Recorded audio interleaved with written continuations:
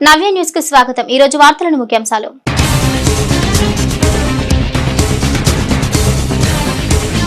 గ్రామాల అభివృద్ధితోనే రాష్ట్ర ప్రగతి సాధ్యం। రాష్ట్ర ప్రభుత్వం ప్రతిష్టాత్మకంగా చేపట్టిన ఇది మంచి ప్రభుత్వం కార్యక్రమంలో విద్యుత్ శాఖ మంత్రి గొట్టిపాటి రవికుమార్।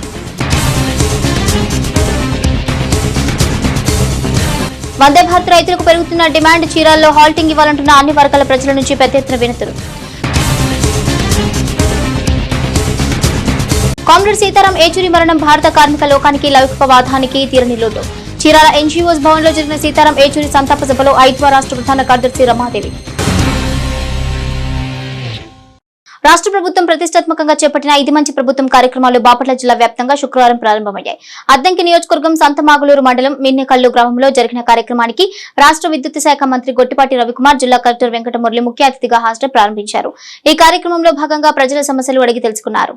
క్షేత్రస్థాయిలో గ్రామ పంచాయతీలు బలంగా ఉంటేనే తద్వారా గ్రామాలు, జిల్లా, రాష్ట్రం అభివృద్ధి సాధ్యపడుతుందని ఏపీ రాష్ట్ర విద్యుత్ శాఖ మంత్రి గొట్టిపాటి రవికుమార్ అన్నారు। రాష్ట్ర ప్రభుత్వం ప్రతిష్టాత్మకంగా చేపట్టిన ఇది మంచి ప్రభుత్వం కార్యక్రమాలు బాపట్ల జిల్లా వ్యాప్తంగా శుక్రవారం ప్రారంభమయ్యాయి। అద్దంకి నియోజకవర్గం సంతమాగులూరు మండలం మిన్నెకల్లు గ్రామంలో జరిగిన కార్యక్రమానికి రాష్ట్ర విద్యుత్ శాఖ మంత్రి గొట్టిపాటి రవికుమార్, జిల్లా కలెక్టర్ వెంకటమురళి ముఖ్య అతిథిగా హాజరై ప్రారంభించారు। ఈ కార్యక్రమంలో భాగంగా ప్రజల సమస్యలు అడిగి తెలుసుకున్నారు। ఈ సందర్భంగా జరిగిన సభలో మంత్రి గొట్టిపాటి రవికుమార్ మాట్లాడుతూ గ్రామీణ వ్యవస్థలు నిర్వీర్యం అవుతున్న పరిస్థితుల్లో రాష్ట్ర ప్రభుత్వం వాటిని బలోపేతం చేసి అభివృద్ధికి బాటలు వేస్తుందన్నారు। 100 రోజుల పాలన దిగ్విజయంగా ముగించుకుని అభివృద్ధి వైపు ప్రభుత్వం అడుగులు ముందుకు వేస్తుందని చెప్పారు। ప్రజలకు ఉపయోగపడే పనులను మాత్రమే ప్రభుత్వం చేపడుతుందని స్పష్టం చేశారు। ప్రజల్లోకి వెళ్లాలి, వారి సమస్యలు తెలుసుకుని పరిష్కరించాలని సీఎం చంద్రబాబు ఆదేశించారన్నారు।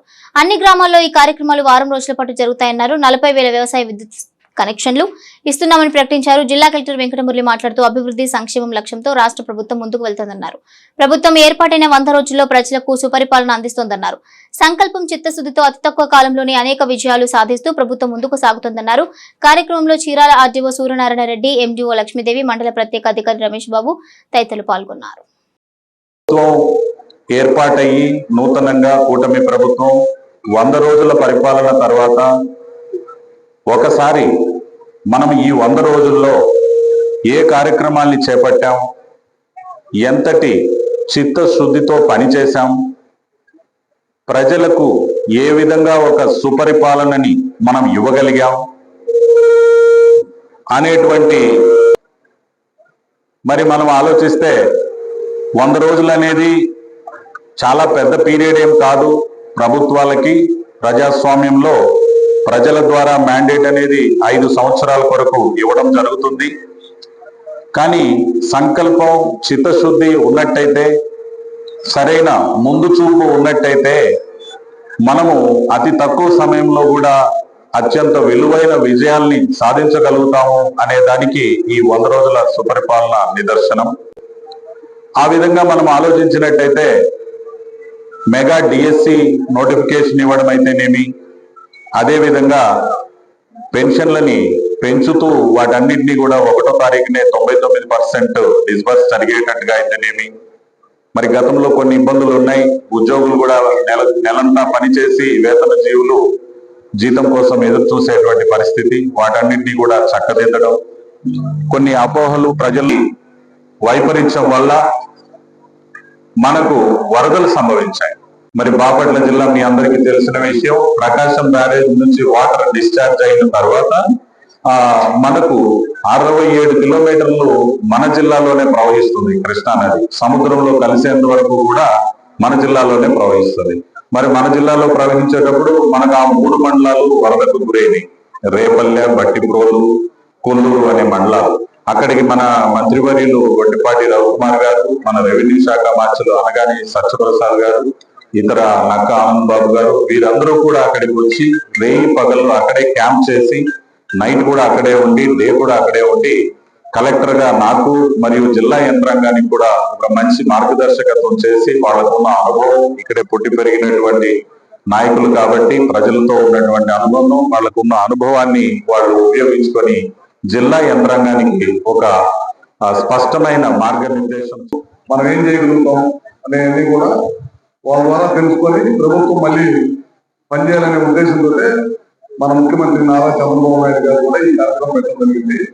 ఈ వారం రోజుల పాటు ప్రతి మండలంలో కూడా 1-2 రోజులు తిరిగి ఏమేమి సమస్యలు ఉన్నాయో ప్రజల సమస్యలన్నింటినీ కూడా తెలుసుకొని మళ్ళీ ముఖ్యమంత్రి గారి దృష్టికి తీసుకెళ్లాలనేది ఈ ప్రభుత్వం ప్రతి 3 నెలలకు కనుక ప్రజల్లోకి వెళ్తే కనీసం వాళ్ళ దగ్గర నుంచి వచ్చే అద్దెల్లో కొన్నైనా మనం తీర్చగలిగితే మళ్ళీ వచ్చే 3 నెలల్లో కొంతమందికైనా మనం పనిచేయగలుగుతాం అనేది ముఖ్యమంత్రి ఉద్దేశం అన్నమాట. అందుకని మమ్మల్ని అందరం కూడా ఎమ్మెల్యేల దగ్గర నుంచి, మన ప్రజాప్రతినిధుల దగ్గర నుంచి, మన గ్రామ నాయకుల దగ్గర నుంచి అన్ని గ్రామాల్లో కూడా ఈ కార్యక్రమం పెట్టి అందరం కూడా పాల్గొందని, ఏమేమి సమస్యలు ఉంటే వాటన్నిటిని తీసుకొని ప్రభుత్వం దృష్టికి తీసుకెళ్ళమని చెప్పడమే ఈ కార్యక్రమం ముఖ్య ఉద్దేశం. దాంతోపాటు ఈ 100 రోజులు ఏం పని చేసామనేది కూడా ఒకసారి ప్రజలకు తెలియజేయాలనేది ఈ కార్యక్రమం ఉద్దేశం. ముఖ్యంగా మన గవర్నమెంట్ అధికారంలోకి వచ్చిన మొదటి రోజే మనం పెన్షన్, దానికి ఉన్న పెన్షన్ ని పెంచడం జరిగింది అనమాట. దాదాపు 3000 ఉన్న పెన్షన్ ని 4000 చేయడం జరిగింది. 4000 చేయడమే కాకుండా గడిచిన ఏప్రిల్ కానీ మే, జూన్ లో 3 నెలల నుంచి ఇస్తామని చెప్పారు. ఆ 3 నెలలు సంబంధించిన 3000 రూపాయలు, అదే పెన్షన్ ఇచ్చే 4000 రూపాయలు, మొత్తం కలిపి 7000 రూపాయలని పెన్షన్ ఆ రోజు చాలా పెద్ద ఎత్తున అన్ని గ్రామాల్లో కూడా గ్రామ సచివాలయం ఎంప్లాయీస్ పెట్టి 1 రోజుల్లోనే 1-2 రోజుల్లోనే మొత్తం కూడా పెన్షన్ ఇంటింటి చేయించే కార్యక్రమం చేశాం. మొదటి లోకేష్ గారు పాదయాత్ర చేసినప్పుడు చాలా మంది వికలాంగులు కనపడి 2000 రూపాయలు సరిపోవట్లేదు, మాకు కొద్దిగా మమ్మల్ని ప్రత్యేకంగా చూడమని చెప్పి చాలా మంది వికలాంగులు అడిగారు. ఆ రోజు అడిగితే మీకు పెన్షన్ డబల్ చేస్తానని చెప్పి ఆ రోజు చెప్పి ఎమ్మటే 6000 రూపాయలు పెన్షన్ చేయడం జరిగింది. అదే కాకుండా పూర్తి వికలాంగుడై ఇంట్లో ఉండి ఆ అబ్బాయిని కానీ అమ్మాయిని కానీ వాళ్ళ తల్లిదండ్రులు చూసుకోవాల్సి వచ్చి కనుక ఏంటి అసలు కథలు లేని పొజిషన్లో మంచం మీద ఉండి అన్ని వాళ్ళ అమ్మ నాన్న చేయాల్సిన పరిస్థితిలో ఉంటే వాళ్ళకి ఇంకా పెంచేవాళ్ళనే ఉద్దేశంతో ఆ రోజు ఆ పెన్షన్ కూడా 15,000 రూపాయలు చేసింది అనమాట. ఇలాంటి పెన్షన్ ఇచ్చే కార్యక్రమం ఈ దేశంలో, ఆంధ్ర రాష్ట్రంలో చంద్రబాబు గారి నాయకత్వం తప్పగా ఈ రాష్ట్రంలో ఈ దేశంలో ఎక్కడ లేదని చెప్పడంలో ఏమాత్రం కూడా సందేహం లేదు. అదే కాకుండా మీ అందరికీ తెలుసు, అన్నా క్యాంటీన్లు గత ప్రభుత్వం అధికారంలో రాగానే మనం ప్రతి టౌన్ లో కూడా అన్నా క్యాంటీన్లు పెట్టి కనీసం రోజుకి 3 పూట్ల భోజనం పెట్టాము. పొద్దున్న టిఫిన్, మధ్యాహ్నం, నైట్ భోజనం పెట్టాము 5 రూపాయలు, కేవలం 5 రూపాయలకి. ఎందుకంటే మనకైతే గ్రామాల్లో దాని విషయం తెలియదు, కానీ టౌన్లో అయితే చాలా మంది కాఫీ పనికి ఉత్సాహ పని. నిత్యం ప్రయాణికుల రద్దీ ఉండే చీరాల రైల్వే స్టేషన్ లో వందే భారత్ ఎక్స్ప్రెస్ ను ఆపాలని పెద్ద ఎత్తున డిమాండ్లు వినిపిస్తున్నాయి. తాజాగా ఆదాయంలో దక్షిణ మధ్య రైల్వేలో గుర్తింపు పొందిన చీరాల రైల్వే స్టేషన్ లో వందే భారత్ ఎక్స్ప్రెస్ ను నిలుపుదల చేయాలని ఇక్కడి ప్రజలు రైల్వే అధికారులకు విజ్ఞప్తి చేస్తున్నారు. ప్రయాణికుల ద్వారా గూడ్స్ ద్వారా కోట్లాది రూపాయలను రైల్వేకు అందిస్తుందని చీరాల రైల్వే స్టేషన్ పైన చిన్న చూపు చూడటం న్యాయం కాదని ప్రయాణికులు అంటున్నారు. రాష్ట్ర ప్రగతిలో రైల్వే కీలక భూమిక పోషిస్తుంది అనడంలో ఎలాంటి సందేహం అవసరం లేదు. ఇక ఇదే క్రమంలో ఏపీలో అమృత్ భారత్ పథకం ద్వారా స్టేషన్లను అభివృద్ధి చేయడంతో పాటు వందే భారత్ రైళ్లతో, కొత్త లైన్లతో ఏపీ రైల్వే వ్యవస్థను పరిపుష్టం చేస్తోంది కేంద్ర ప్రభుత్వం. దేశవ్యాప్తంగా ప్రజల అవసరాలకు తగ్గట్టు మారుతున్న ఆధునిక కాలానికి తగ్గట్టు హైఫై వసతులతో వందే భారత్ రైళ్లను అందుబాటులోకి తెచ్చింది భారతీయ రైల్వే. రైల్వే ప్రయాణికులకు మెరుగైన ప్రయాణ సౌకర్యాన్ని కల్పించడంతో పాటు వేగంగా గమ్యస్థానాలకు చేర్చడానికి రైల్వే వందే భారత్ ట్రైన్స్ ను అందుబాటులోకి తెచ్చిన విషయం తెలిసిందే. అయితే వందే భారత్ ట్రైన్ హాల్టింగ్ విషయంలో మాత్రం ప్రయాణికులు కాస్తంత అసంతృప్తిగా ఉన్నారు. సికింద్రాబాద్ తిరుపతి, సికింద్రాబాద్ విశాఖ మధ్య వందే భారత్ రైళ్లు పరుగులు పెడుతున్నాయి. చీరాల స్టేషన్ మీదుగా సికింద్రాబాద్ తిరుపతి అనుసంధానంగా వెళ్లే వందే భారత్ ట్రైన్ కు బాపట్ల జిల్లాలో ఎక్కడా స్టాప్ లేదు. అందులోని వాణిజ్య సముదాయంగా పేరుగాంచిన చీరాల రైల్వే స్టేషన్ కి స్టాపింగ్ ఇవ్వాలనే వాదం ఈనాటిది కాదు. వందే భారత్ ట్రైన్ ప్రారంభం నుంచి ఈ వాదన వినిపిస్తోంది. ఇది కాస్త ఈ మధ్య కాలంలో మరింత బలంగా వినిపిస్తోంది. చిన్న బొంబాయిగా పేరుగాంచిన చీరాలలో 2000కు పైగా వస్త్ర దుకాణాలు, 1000 చేనేత దుకాణాలు, జీడిపప్పు, ఆక్వా పర్యాటకంగాను చీరాల అన్ని విధాలా అభివృద్ధి చెందిన ప్రాంతం. నిత్యం వేలాది మంది వివిధ వ్యాపారాలకు సంబంధించి వ్యాపారస్తులు రాకపోకలు సాగిస్తూ ఉంటారు. ఇక రెవెన్యూ పరంగాను చీరాల రైల్వే స్టేషన్ రాష్ట్రంలో అత్యధికంగా రెవెన్యూ వచ్చే మొదటి 30 స్థానాల్లో ఒక్కటిగా ఉండడం అందరికీ తెలిసిన విషయమే. మరోవైపు దేశవ్యాప్తంగా ఆధునీకరణ చేస్తున్న రైల్వే స్టేషన్లలో అమృత్ భారత్ పథకంలో సెలెక్ట్ అయిన చీరాల రైల్వే స్టేషన్లోనూ వందే భారత్ ఎక్స్ప్రెస్ నిలుపుదల చేయాలని కోరుతున్నారు. ప్రయాణికుల ద్వారా గూడ్స్ ద్వారా కోట్లాది రూపాయలను రైల్వేకు అందిస్తుందని, చీరాల రైల్వే స్టేషన్ పై చిన్న చూపు చూడటం న్యాయం కాదని ప్రయాణికులు అంటున్నారు. రైల్వే అధికారులకు అలానే ప్రజాప్రతినిధులకు ఒక అభ్యర్థన. నా పేరు వలివేటి మురళీకృష్ణ, చీరాల వాస్తవ్యుని. చీరాల ఈ మధ్యనే వచ్చినటువంటి ఒక రిపోర్ట్ ద్వారా కూడా ఆంధ్రప్రదేశ్లో టాప్ 30 ప్లేసెస్లో ఉంది. కమర్షియల్ టర్నోవర్ దృష్టిలో చూసుకుంటే చిన్న బొంబాయిగా పేరొందినటువంటి ఈ ఊర్లో వ్యాపారస్తులు వచ్చేవారు పోయేవారు ఎంతోమంది రోజు తిరుగుతూ ఉంటారు. ఇటువంటి ఈ బిజీ ప్లేస్కి వందే భారత్ స్టాప్ ఇవ్వాల్సిందిగా అభ్యర్థన పెడుతున్నాము. ఎక్కువ మందికి ఉపయోగపడుతుంది, ఇంకొంచెం పుర ప్రగతికి దోహదపడుతుంది. మరి మనకి గౌరవ ప్రధాని నరేంద్ర మోదీ గారు అధికారంలోకి వచ్చిన తర్వాత మన రాష్ట్రంలో దేశంలోనే అనేకమైనటువంటి రైల్వే శాఖలో అనేకమైన చారిత్రాత్మక నిర్ణయాలు తీసుకున్నారు.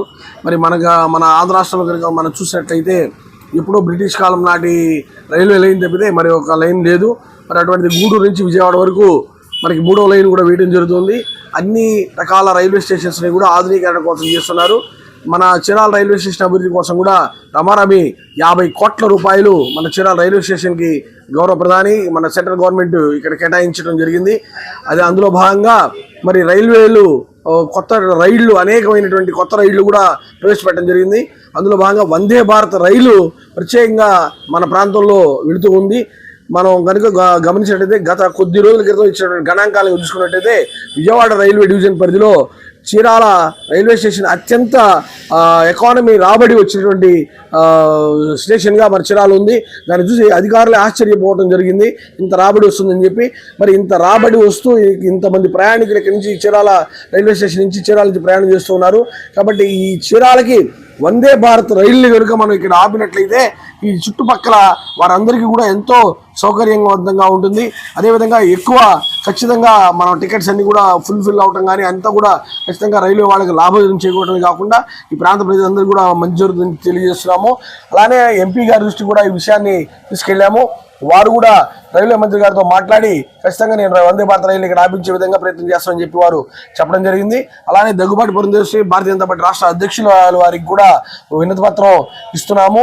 వందే భారత్ రైలుని చీరాలలో ఆపించే విధంగా సదరు రైల్వే మంత్రి గారి దృష్టికి కూడా తమరు కూడా చెప్పాలని చెప్పి వారిని కూడా కోరడం జరుగుతుంది. ఖచ్చితంగా చీరాలలో వందే భారత్ రైలుని ఆపాలనేది చీరాల చుట్టుపక్కల ఉన్నటువంటి వారి అందరి కోరిక. అదేవిధంగా ఆపడం అనేది సముచితమని కూడా అందరూ భావిస్తున్నారు. అత్యంత రాబడి వస్తున్నటువంటి చీరాల రైల్వే స్టేషన్లో ఈ యొక్క వందే భారత్ రైలుని నిలుపుదల చేసే విధంగా అతి త్వరలో వస్తుందనేటువంటి ఆశతో ఇక్కడ ఉన్నటువంటి వారు అందరూ కూడా ఉన్నారు. ఖచ్చితంగా జరగాలని చెప్పి కోరుకుంటూ వందే భారత్ రైలుని చీరాలలో ఆపించే విధంగా చర్యలు తీసుకోవాలని సదరు ఎంపీ గారిని అందరినీ కూడా కోరుతున్నాం. Mahatma Gandhi cloth market development society ఉపాధ్యక్షులు గుర్రం రాఘవరావు మాట్లాడుతున్నాను. ఇటీవల మనకందరికీ తెలిసిందే హై స్పీడ్ ట్రైన్లు అనేది మరి మన మోడీ గారు మొదలుపెట్టారు. ప్రజలకి చాలా సదుపాయంగా ఉన్నాయి. దాంట్లో ముఖ్యంగా మరి సికింద్రాబాద్ నుంచి తిరుపతికి వెళ్ళే వందే భారత్ ఎక్స్ప్రెస్ అనేది చీరాలలో షాపింగ్ కోరుతూ అనేక వినతి పత్రాలు అనేది మేము ఇవ్వటం జరిగింది మా అసోసియేషన్ తరఫున. మరి అట్లానే ఎంపీ గారికి కూడా విన్నవించుకోవడం జరిగింది. మరి మాకు వందే భారత్ ఎక్స్ప్రెస్ కావాలంటే మేము ఒంగోలు ఎక్కాల్సి వస్తుంది. మరి చీరాల క్లాత్ మర్చెంట్స్ సుమారుగా 2000 దుకాణాలు ఉన్నాయి. అట్లానే హ్యాండ్లూమ్ వాళ్ళు 1000 నుంచి 1500 దాకా హ్యాండ్లూమ్ వాళ్ళవి ఉన్నాయి. అట్లానే జీడిపప్పు పరిశ్రమ కూడా ఇక్కడ చాలా ముఖ్యమైనది. దీనికి తోడు ఇటీవల రామాపురంలో బీచ్ రిసార్ట్స్ కట్టడం వలన పర్యాటకుల సందడి కూడా అక్కడ ఎక్కువగా ఉన్నది. వీటన్నిటిని దృష్టి పెట్టుకొని మరి ఆంధ్రప్రదేశ్లోనే టాప్ 30లో ఉన్నది చీరాల రెవెన్యూ. మన చీరాల రైల్వే స్టేషన్లో చీరాల రెవెన్యూ అనేది టాప్ 30లో ఉన్నది. వీటన్నిటిని దృష్టిలో పెట్టుకొని ప్రధానమంత్రి గారు, రైల్వే మంత్రి గారు, ఇతరత్ర రైల్వేకి సంబంధించిన అధికారులు అందరూ కూడా మా యొక్క వినతిని మీరు పరిగణలోకి తీసుకొని చీరాలకి మరి వందే భారత్ ఎక్స్ప్రెస్ స్టాపింగ్ ఇవ్వాల్సిందిగా కోరుచున్నాం. వందే భారత్ ట్రైను చీరాల ఆపమని ఆ ట్రైన్ వచ్చిన రోజే చీరాల రోటరీ క్లబ్ తరఫున వాకర్స్ అసోసియేషన్ తరఫున లెటర్స్ రాసి ఆ రోజు ఇంజన్లో ఉన్న డిఆర్ఎం గారికి ఇవ్వటం జరిగింది. చీరాల వస్త్ర వ్యాపారానికి చాలా ప్రసిద్ధిగాంచింది. సంవత్సరానికి 100 కోట్ల రూపాయలు టర్నోవర్ జరుగుతుంది. 1000 కోట్ల రూపాయలు ట్యాక్స్ రూపంలో మరి ఇన్కమ్ ట్యాక్స్ కానీ సేల్స్ ట్యాక్స్ రూపంలో మరి ఇక్కడ వస్త్ర వ్యాపారులు కడుతూ ఉన్నారు. అలానే అనేక ట్రైన్స్ చీరాల్లో ఆగుతున్నాయి. వందే భారత్ ట్రైన్ లేకుండా చాలా ఇబ్బంది పడుతున్నారు. అదే కాకుండా ఈ మధ్య రైల్వేకి వచ్చే ఆదాయంలో మన చీరాల రైల్వే స్టేషను 30వ ప్లేస్లో ఉంది. ఇక్కడ చేనేత కార్మికులు ఎక్కువ. అలానే చేనేత పరిశ్రమ కూడా బాగా డెవలప్ అయి ఉంది. అలానే వేటపాలెం వచ్చేసరికి జీడిపప్పు పరిశ్రమ కూడా బాగా వృద్ధి చెందింది. ఇటు రామాపురం మొదలుకొని వాడరేవు సూర్యాలంక వరకు కూడా మరి పర్యాటక రంగం చాలా అభివృద్ధి చెందింది.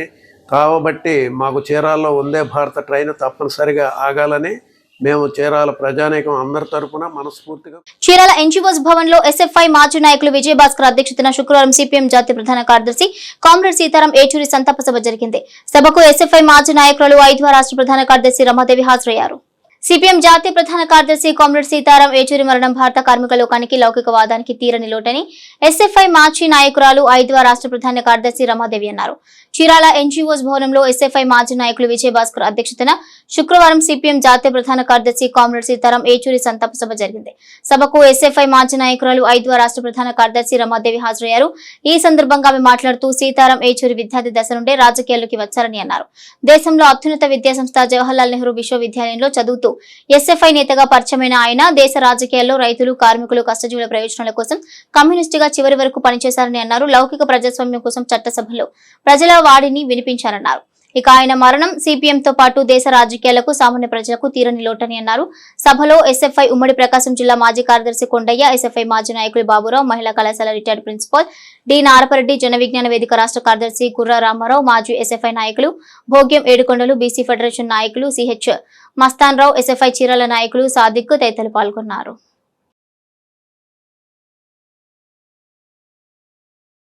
సీతారాం ఏచూరి గారు భారత కమ్యూనిస్ట్ పార్టీ మార్క్సిస్ట్ ప్రధాన కార్యదర్శిగా ఉంటూ ఆకస్మికంగా మనల్ని వీడిపోవడం అనేది అత్యంత బాధాకరమైన తరుణం. ఈ తరుణంలో ఆయన ఏ విద్యార్థి సంఘం నుంచి రాజకీయాల్లోకి ఎదిగారో ఆ విద్యార్థి సంఘం చొరవతో ఈరోజు చీరాల్లో సంతాప సభ నిర్వహించడం అనేది అభినందనీయం. అనేక మంది విద్యార్థి సంఘంలో ఎస్ఎఫ్ఐలో తర్ఫీదైన వాళ్ళు భారత కమ్యూనిస్ట్ పార్టీ మార్క్సిస్ట్లోనే కాదు ప్రధాన రాజకీయ పార్టీల్లో చురుగ్గా పనిచేస్తున్నటువంటి వాళ్ళు ఉన్నారు. అలాగే అత్యున్నతమైనటువంటి బ్యూరోక్రసీలో ఈరోజు ఉన్నత అధికారులుగా ఎదిగిన వాళ్ళు ఉన్నారు. కానీ ఆయన ప్రజల రాజకీయాల కోసం, ప్రజల సంక్షేమం కోసం, దోపిడీ లేని ఒక రాజ్యం కోసం మార్క్సిజాన్ని, లెనినిజాన్ని అనుసరించారు.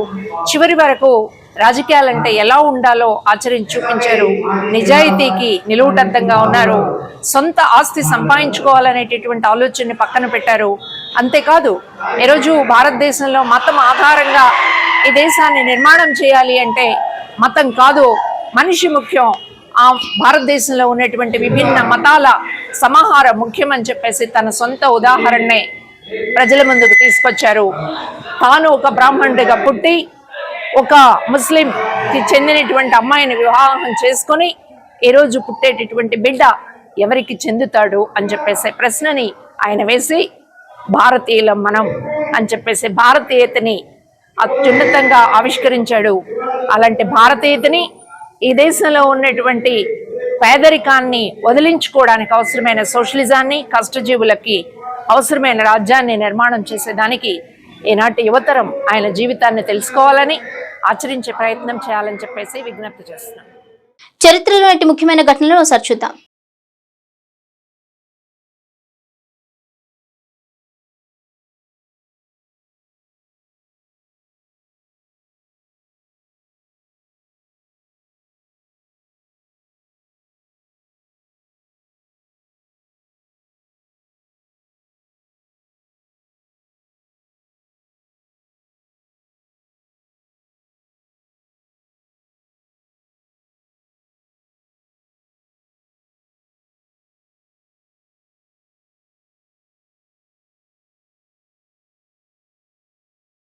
Vetapalem saint Ann's college of engineering and technology కళాశాలలో CNC machine in industrial application పై 2 రోజుల పాటు వర్క్ షాప్ ను విజయవంతంగా నిర్వహించినట్లు కళాశాల సెక్రటరీ వనమ రామకృష్ణరావు, కరెస్పాండెంట్ శ్రీమంతులు లక్ష్మణరావు ప్రకటన ద్వారా తెలిపారు.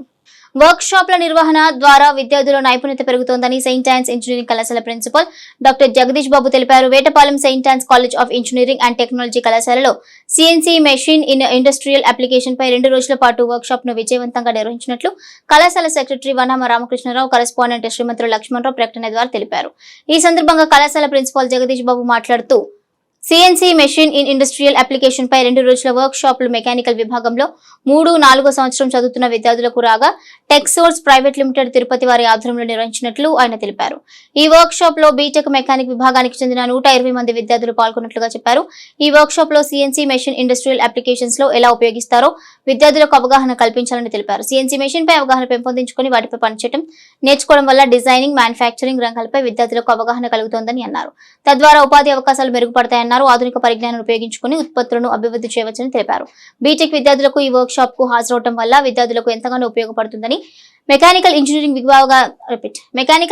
విభాగాధిపతి డాక్టర్ సిహెచ్ లక్ష్మీ తులసి చెప్పారు. వర్క్ షాప్ కు సురేష్ బాబు, రాంబాబులు కన్వీనర్ వ్యవహరించారు.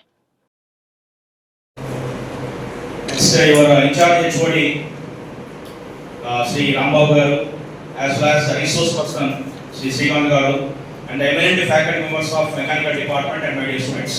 Good evening all. So I hope both the days you got some memorable experience and you have enjoyed a lot. Alright? So how was the experience? So very good. So I hope that you learned something. And just now I came to know from your HR HOD sir that both the days you were given the simulation based training on the CNC machine. Am I right? Yes. But actually yesterday we were told that you will be sent to the laboratory also and practically also you will be using that CNC machine. However, because of the lack of time, you were given only the simulation based training. However, Chirala municipal పరిధిలోని drainage వ్యవస్థను మెరుగుపరిచే క్రమంలో పూడికతీత పనులకు శుక్రవారం Chirala MLA Kondaiah, municipal chairman శ్రీనివాసరావులు ప్రారంభించారు. ఈ క్రమంలో ఎమ్మెల్యే కొండయ్య మాట్లాడుతూ చీరాల నియోజకవర్గ అభివృద్ధిపై ప్రణాళికాబద్ధంగా ముందుకు వెళ్తున్నట్లుగా చెప్పారు. చీరాల మున్సిపాలిటీలో అస్తవ్యస్తంగా ఉన్న మురికినీటి కాల్వ ఆధునికీకరణ పనులకు బిల్డింగ్ ఫైనలైజేషన్, ల్యాండ్ రెగ్యులైజేషన్ స్కీమ్ల కింద ప్రభుత్వం ఏకకాలంలో 65 లక్షలు మంజూరు చేసినట్లు చీరాల ఎమ్మెల్యే కొండయ్య తెలిపారు. చీరాల మున్సిపల్ పరిధిలోని డ్రైనేజ్ వ్యవస్థను మెరుగుపరిచే క్రమంలో పూడికతీత పనులకు శుక్రవారం Chirala MLA Kondaiah, municipal chairman శ్రీనివాసరావులు ప్రారంభించారు. ఈ క్రమంలో ఎమ్మెల్యే కొండయ్య మాట్లాడుతూ చీరాల నియోజకవర్గ అభివృద్ధిపై ప్రణాళికాబద్ధంగా ముందుకు వెళ్తున్నట్లుగా చెప్పారు. భవిష్యత్తులో సైతం నియోజకవర్గ అభివృద్ధికి వీలైనటువంటి ఎక్కువ నిధులు కేటాయించేలా కృషి చేయమన్నారు. తద్వారా నియోజకవర్గ అభివృద్ధి పరుగులు పెట్టిస్తామన్నారు. ఈ రోజున మన రాష్ట్ర ముఖ్యమంత్రి వర్యులు నారా చంద్రబాబు నాయుడు గారు మరి ఎన్డీఏ ప్రభుత్వం ఏర్పడ్డాక చీరాల పురపాలక సంఘానికి శాసనసభ్యులుగా చీరాలకి అన్నగారు మంత్రులు మాలకొండయ్య గారు ఎన్నికైన తర్వాత మరి 65,10,000 రూపాయలని పురపాలక సంఘంలో ఉన్నటువంటి డ్రైనేజీలో సీల్ తీయడానికి శ్రీకారం చుట్టడం జరిగింది. దీన్ని గత నెల కౌన్సిల్ మీటింగ్లో కూడా తీర్మానం చేయడం, కాంట్రాక్టర్లు కూడా అందరూ టెండర్ ప్రక్రియలో పూర్తి చేసుకొని మరి ఈ రోజున అందరూ కోరుకునే విధంగా చాలా ఎదురు చూస్తున్నటువంటి ఒక మంచి కార్యక్రమాన్ని మన శాసనసభ్యులు ఎంఎం కొండయ్య గారు ముఖ్య అతిథిగా విచ్చేసి ప్రారంభించడం, దానికి పురపాలక సంఘంలోని వైస్ చైర్మన్లు మురుగుల జయసింహ బాబు గారు, అట్లాగే శ్రీమతి శ్రీకాకుళం రామసుబ్బులు గారు, మరి కౌన్సిల్స్, కోఆప్షన్ సభ్యులు, అట్లాగే ఎన్డీఏ కూటమిలో ఉన్నటువంటి నాయకులు, కార్యకర్తలు, వైసీపీ నాయకులు, కార్యకర్తలు కూడా ప్రజలు ఇచ్చేశారు. ప్రజల నిర్ణయం ప్రకారం పరిపాలన చేద్దామని ఏదైతే వాగ్దానాలు చేసి మేము పదవిలో ఉన్నామో మనందరం కూడా కలిసి ప్రజలకి సేవ చేద్దామని చెప్పడం అనేది చాలా సంతోషదాయకం. మొదటి స్టెప్ కింద ఈరోజు 65 లక్షల రూపాయలు చీరాల నియోజకవర్గానికి కాలువలు, కొన్ని సిమెంట్ రోడ్లకి ఇలాగా వివిధ వర్కుల కింద శాంక్షన్ చేయడం జరిగింది. దాంట్లో భాగంగా దండుబాటులో ఉన్నటువంటి ఈ యొక్క కాలువని శుభ్రం చేయడం కోసం ఇవాళ జేసీపీని పెట్టి మేము అందరం కూడా ఇక్కడ రావడం జరిగింది. అలాగే డిఈ గారి సమక్షంలో ఈ యొక్క వర్క్ కూడా జరుగుతుంది. సో ఇక్కడ ఉన్న అధికారులు అందరికీ కూడా నమస్కారాలు. ఇదే కాదు, ఇది ఆరంభం మాత్రమే. రాబోయే రోజుల్లో చీరాల మున్సిపాలిటీని జాగ్రత్తగా ఏదైతే లింక్ రోడ్లు ఉన్నాయో వాటిని, ఎక్కడైతే డ్రైనేజీ సిస్టమ్ లేదో ఆ డ్రైనేజ్ సిస్టమ్ని, వీటన్నిటిని కూడా ఫేజ్డ్ మేనర్లో ఒకదాని తర్వాత ఒకటి ముందుకు తీసుకెళ్లేటువంటి సదుద్దేశంతో ఇవాళ ఈ యొక్క కార్యక్రమాన్ని ప్రారంభించడం జరిగింది. చాలా సంతోషం. మరి మొట్టమొదటగా ఈ యొక్క గవర్నమెంట్ వచ్చిన వెంటనే ఈ కార్యక్రమానికి అవకాశమైనటువంటి నిధులను ఇచ్చినటువంటి నారా చంద్రబాబు నాయుడు గారి గవర్నమెంట్కి, అలాగే మున్సిపల్ మంత్రి గారికి, అలాగే తదితర మంత్రులు ఎవరైతే ఉన్నారో వాళ్ళందరూ కూడా ఈ సందర్భంగా చీరాల నియోజకవర్గం నుంచి ధన్యవాదాలు తెలియజేస్తున్నాను. ఉచిత ఇసుక విధానం కొరకు రూపొందించిన ఆన్లైన్ బుకింగ్ వర్చువల్ విధానంలో సీఎం చంద్రబాబు రాష్ట్ర రాజధాని నుంచి ప్రారంభించారు. బాపట్ల జిల్లా నుంచి జిల్లా కలెక్టర్ వెంకటమురళి, జిల్లా సంయుక్త కలెక్టర్ ప్రఖర్ జైన్లు హాజరయ్యారు. ఉచిత ఇసుక విధానం సమర్థవంతంగా నిర్వహించడానికి అధునాతన సాంకేతిక పరిజ్ఞానాన్ని అందుబాటులోకి తెచ్చామని సీఎం చంద్రబాబు తెలిపారు. ఉచిత ఇసుక విధానం కొరకు రూపొందించిన ఆన్లైన్ బుకింగ్ ను వర్చువల్ విధానంలో సీఎం చంద్రబాబు రాష్ట్ర రాజధాని నుంచి ప్రారంభించారు. బాపట్ల జిల్లా నుంచి జిల్లా కలెక్టర్ వెంకటమురళి, జిల్లా సంయుక్త కలెక్టర్ ప్రఖర్ జైన్లు హాజరయ్యారు. స్నేహపూర్వకమైన ప్రభుత్వం కనుక వినియోగదారులందరికీ ఉచిత విధానం అందుబాటులోకి తెచ్చామని సీఎం చంద్రబాబు చెప్పారు. ఎవరైనా ఎక్కడి నుంచైనా ఇసుకను ఆన్లైన్ లో బుక్ చేసుకోవచ్చన్నారు. పర్యవేక్షణ లేకపోతే ఇసుక అక్రమ తవ్వకాలతో భూగర్భ జలాలు దెబ్బతింటాయని గుర్తించామన్నారు. ఇసుక అక్రమ రవాణా, తవ్వకాలు అరికట్టడానికే కొన్ని నిబంధనలు అమల్లో ఉంచామన్నారు. ఇసుక తరలించే వాహనాలను ట్రాకింగ్ చేస్తామన్నారు. ఇసుక ఉచితంగా అందుబాటులో ఉందని ప్రజల నమ్మకం కల్పిస్తున్నామన్నారు. ఆన్లైన్ బుకింగ్ చేసుకున్న వారికి స్లాట్ విధానం అమలవుతుందని, ఏ సమయంలో వాహనం వస్తుందో స్పష్టమైన వివరాలు ఉంటాయన్నారు. పారదర్శకంగా ప్రజలకు సేవలు అందించాలని ఆయన సూచించారు.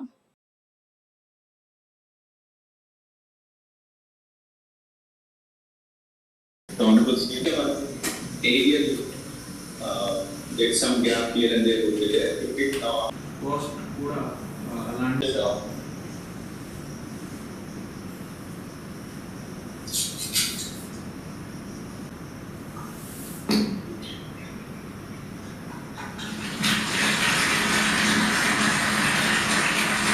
problem le. Number 1. Number 2. ఏదైతే ఇది పెట్టినప్పుడు మీరు కావాలంటే పంచాయతీ కూడా అలర్ట్ చేసి, ఈరోజు సిస్టమ్స్ ఎంత ఎఫెక్టివ్ గా పనిచేస్తాయంటే సీమ్లెస్ ఇంటిగ్రేషన్ పెట్టి ఎక్కడికి కావాలి, ఏ ఊరికి తీసుకుంటారో చూసుకుంటారు. ఆటోమేటిక్ గా మన దగ్గరికి శాండ్ కావాలంటే అక్కడుండే పంచాయతీ వెరిఫికేషన్ జరుగుతుంది. ఫ్రాడ్ గా ఆ ఊర్లో వాడు ఇల్లు కట్టకుండా ఏది కాకపోతే ఎక్కడన్నా పంపిస్తున్నా అంటే ఇది లేదండి, ఎక్సెప్షన్ రిపోర్ట్ జనరేట్ చేయండి. దాని మీద ఈ విధంగా కంట్రోల్ చేయాలి. నెక్స్ట్ స్టెప్ ఆలోచిద్దాం. ఎక్కువ రిస్ట్రిక్షన్స్ పెట్టి మనం అనుకున్న పాలసీ పైన లేనిపోని మనం హంగామా చేసి అసలు మన హెరాస్మెంట్ మొదలు పెడితేనే ప్రాబ్లం వస్తాయి నా ఉద్దేశం. ఫ్రీస్ అండ్ ట్రూ స్పిరిట్ తో అమలు చేస్తే ఏ ప్రాబ్లం లేదు. ఇది కూడా మీరు ఒకసారి ఎగ్జామిన్ చేయండి. I want to go liberally. Tirumala Tirupati సమాచారాన్ని ఒకసారి పరిశీలిద్దాం. కలియుగ ప్రత్యక్ష దైవం వెంకటేశ్వర స్వామిని దర్శించుకునేందుకు వివిధ ప్రాంతాల నుంచి తిరుమలకు వచ్చిన భక్తులతో 31 కంపార్ట్మెంట్లు నిండిపోయాయి. టోకెన్లు లేని భక్తులకు 18 గంటల్లో సర్వదర్శనం కలుగుతుందని టీటీడీ అధికారులు తెలిపారు. నిన్న స్వామివారిని 78,690 మంది భక్తులు దర్శించుకోగా 26,086 మంది తలనీలాలు సమర్పించుకున్నారు. భక్తులు సమర్పించుకున్న కానుకల ద్వారా హుండీకి 4.18 కోట్ల ఆదాయం వచ్చిందని తెలిపారు. తిరుపతి లడ్డూపై వస్తున్న అనేక ఆరోపణల నేపథ్యంలో శుక్రవారం వేటపాలెంలో స్వామివారికి జరిగినటువంటి అపవిత్రత దృష్ట్యా స్వామివారి లడ్డూను గోవింద నామస్మరణలు చేస్తూ వేప మండలతో పసుపు నీళ్లతో పరిశుద్ధం చేసుకుంటూ లడ్డూ ప్రసాదాన్ని స్వీకరించారు. అన్ని మతాలు, కులాల వారు శ్రీ వెంకటేశ్వర స్వామిని ఎంతో భక్తిగా కొలుస్తారని, అటువంటి లడ్డూపై ఈ తరహా ప్రచారం జరగడం బాధాకరమని వేటపాలెం దత్తక్షేత్రం అధ్యక్షులు ప్రత్తి వెంకట సుబ్బారావు అన్నారు. తిరుపతి లడ్డూపై వస్తున్న అనేక ఆరోపణల నేపథ్యంలో శుక్రవారం వేటపాలెంలో స్వామివారికి జరిగినటువంటి అపవిత్రత దృష్ట్యా స్వామివారి లడ్డూను గోవింద నామస్మరణలు చేస్తూ వేప మండలతో పసుపు నీళ్లతో పరిశుద్ధం చేసుకుంటూ లడ్డూ ప్రసాదాన్ని స్వీకరించారు. ఈ సందర్భంగా వెంకట సుబ్బారావు మాట్లాడుతూ కలియుగ దైవం అన్నటువంటి శ్రీనివాసుడు తన చల్లని చూపుని యావత్ ప్రజల మీద చూపిస్తూ జరిగిన తప్పిదాన్ని క్షమించారని కోరుతున్నామన్నారు. కార్యక్రమంలో శ్రీనివాసరావు, సుబ్రహ్మణ్యం, మస్తాన్ రెడ్డి, పూల శ్రీనివాసరావు, కాలం సుబ్బులు, రజనీ, సునీత, భువనేశ్వరి తదితర మహిళలు కార్యక్రమంలో పాల్గొన్నారు. కలియుగ వైకుంఠమైనటువంటి తిరుమల కొండపైన శ్రీ వెంకటేశ్వర స్వామి వారి యొక్క నివేదనలో జరిగినటువంటి అపవాదుని పవిత్రతను భంగం కలిగినందువలన శ్రీ వెంకటేశ్వర స్వామి వారిని అందరం కూడా వేడుకుంటున్నాము. ఆ యొక్క అపవిత్రతను మా మీద పడకుండా, ప్రజల మీద పడకుండా కాపాడు స్వామి. గోవిందా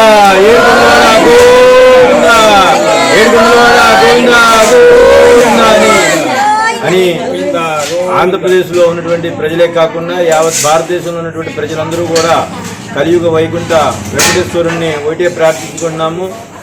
తెలిసి తెలియక జరిగినటువంటి అపవాదాన్ని పరిశుద్ధం చేసుకుంటూ మేము మా యొక్క మనసుల్ని మా యొక్క స్వామి యొక్క తిరుమల తిరుపతి దేవస్థానం యొక్క పవిత్రతను భగ్నం కలిగకుండా తిరిగి మా అందరి మీద పవిత్రతతోటి మా యొక్క కోరికలు తీర్చమని చెప్పి శ్రీ వెంకటేశ్వర స్వామిని కోరుకుంటున్నాము. అదేవిధంగా ఎవరో భక్తులు అనుకోకుండా జరిగేటువంటి ఇటువంటి దుష్ప్రచమైనటువంటి నిర్ణయం వల్ల తిరుపతి వెంకటేశ్వర స్వామికి ఉన్నటువంటి పవిత్రత, అదేవిధంగా ప్రసాదంలో ఉన్నటువంటి అతి గొప్పమైనటువంటి పవిత్రత కలిగినటువంటి ఇటువంటి ప్రసాదం మీద మా అందరికీ కూడా పవిత్రమైనటువంటి నమ్మకం ఉంది. జరిగిన పొరపాటును క్షమించమని ఆ వెంకటేశ్వర స్వామిని ప్రార్థించుకుంటూ తిరిగి మా యొక్క భక్తుల యొక్క కోరికలు తీర్చమని చెప్పి వెంకటేశ్వర స్వామిని కోరుకుంటున్నాము. నేటి వాతావరణ సమాచారాన్ని ఒకసారి పరిశీలిద్దాం. ఏపీకి మరో వానగండం ముంచుకొస్తుంది. ఈ నెల 23న బంగాళాఖాతంలో అల్పపీడనం ఏర్పడనుందని భారత వాతావరణ శాఖ తెలిపింది. ప్రస్తుతం తూర్పు మధ్య బంగాళాఖాతం వరకు రుతుపవన ద్రోణి వ్యాపించి ఉందని, సెప్టెంబర్ 21న ఉత్తర అండమాన్ సముద్రం పరిసరాల్లో ఉపరితల ఆవర్తనం ఏర్పడుతోందని తెలిపింది. ఇది వాయవ్య దిశగా కదిలే అవకాశం ఉందని వాతావరణ శాఖ అధికారులు తెలిపారు. ఆవర్తన ప్రభావంతో ఈ నెల 23 నాటికి బంగాళాఖాతంలో అల్పపీడనం ఏర్పడే అవకాశం ఉందని ఐఎండీ వెల్లడించింది.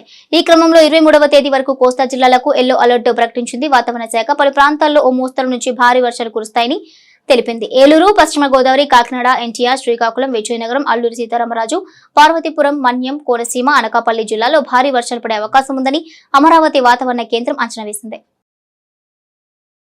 వార్తలోని నేటి అంతర్జాతీయ, జాతీయ, రాష్ట్ర ముఖ్యమైన అంశాలను ఒకసారి చూద్దాం. ఈ ప్రపంచానికి అతిపెద్ద ముప్పు అణ్వస్త్రాలని అమెరికా మాజీ అధ్యక్షుడు, ప్రస్తుత రిపబ్లికన్ పార్టీ అభ్యర్థి డొనాల్డ్ ట్రంప్ అన్నారు. అందరూ భూతాపం, పర్యావరణం గురించి మాట్లాడుతుంటారని, తాను మాత్రం ప్రపంచ దేశాల దగ్గర ఉన్న అణ్వాయుధాలే పెను విపత్తుగా భావిస్తానని చెప్పారు. ఆఖరికి పాకిస్తాన్ కూడా అణ్వాయుధాలను అందిపుచ్చుకున్నదని, ఆ దేశాన్ని చులకనగా చేస్తూ ట్రంప్ సంచలన వ్యాఖ్యలు చేశారు.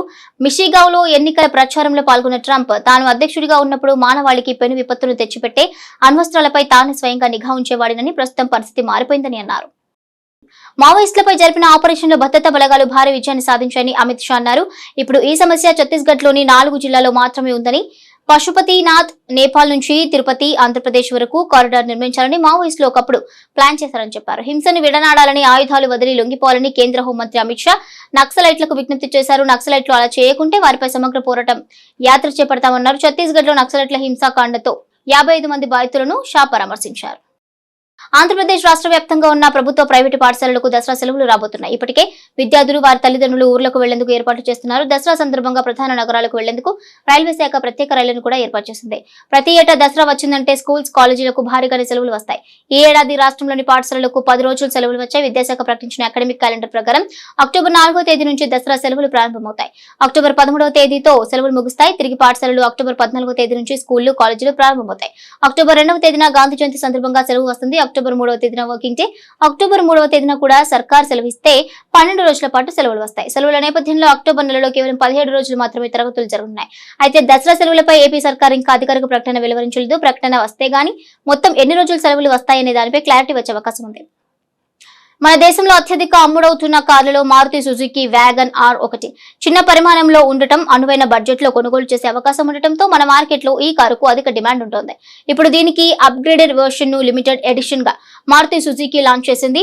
కొత్త వ్యాగన్ ఆర్ పేరు Waltz limited edition. Festival season లో పరిమిత సంఖ్యలోనే ఈ కారు అందుబాటులో ఉంటుందని కంపెనీ ప్రకటించింది. ఈ కారు వ్యాగన్ ఆర్ లోని అన్ని ట్రిమ్స్ అంటే LXi, VXi, ZXi లలో అందుబాటులో ఉంటుంది. వీటి ధరలు 5.64 లక్షల నుంచి ప్రారంభమవుతోంది. ఆసక్తి ఉన్న వినియోగదారులు దగ్గరలోని డీలర్ వద్ద అడ్వాన్స్ బుకింగ్స్ చేసుకోవాలని కంపెనీ కోరింది. డెలివరీలు త్వరలో మొదలవుతాయని చెప్పింది.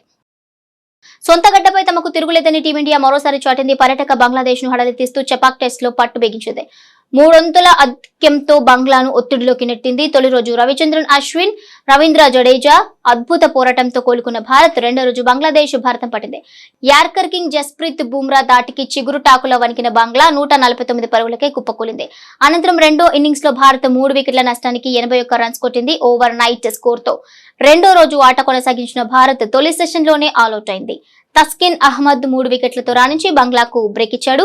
అనంతరం రెండో ఇన్నింగ్స్ ను ధాటిగా ఆరంభించిన భారత్ ను తస్కిన్ మరోసారి దెబ్బకొట్టాడు. కెప్టెన్ రోహిత్ శర్మను స్వల్ప స్కోర్ కి అవుట్ చేశాడు. నవ్య న్యూస్ ముగించే ముందు ముఖ్యాంశాలు మరోసారి.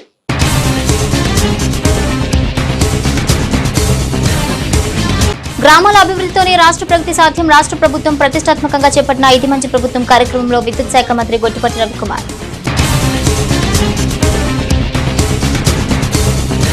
వందే భారత్ రైతులకు పెరుగుతున్న డిమాండ్. చీరాల్లో హాల్టింగ్ ఇవ్వాలంటున్న అన్ని వర్గాల ప్రజల నుంచి పెద్ద ఎత్తున వినతులు. కామ్రేడ్ సీతారాం ఏచూరి మరణం భారత కార్మిక లోకానికి లౌకికవాదానికి తీరని లోటు. చీరాల ఎన్జీఓస్ భవన్ లో జరిగిన సీతారాం ఏచూరి సంతాప సభలో ఐద్వా రాష్ట్ర ప్రధాన కార్యదర్శి రమాదేవి. నవ్య న్యూస్ ఇంతటితో సమాప్తం. నమస్కారం.